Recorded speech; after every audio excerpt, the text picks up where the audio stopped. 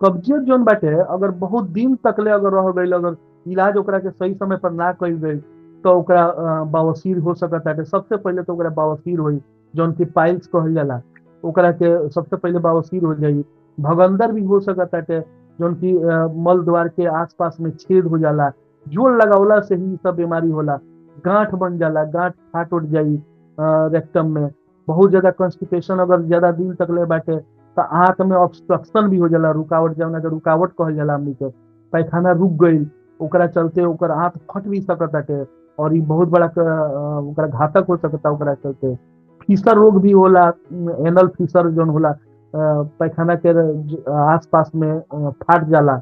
आंत में जलन भी हो सकत बाटे, सूजन हो सकत बाटे आंत में, जौन के बहुत ज्यादा दिन तक ले इलाज के, कॉन्स्टिपेशन ज्यादा दिन तक ले रह गई तो अपेंडिक्स भी हो सकत बाटे, ओकरा सूजन आ जा। आंत के फटल ई सबसे बड़का घातक चीज होला कि आंत में ऑब्स्ट्रक्शन हो जाई। जब ऑब्स्ट्रक्शन हो जाई तो बहुत तरह के बीमारी, इंटेस्टाइनल टीबी हो जाई। ओकरा इंटेस्टाइनल टीबी ये बेरा सबसे बड़का कॉमन चीज बाटे, हो गई। उ सब चीज होखे लागी ओकरा।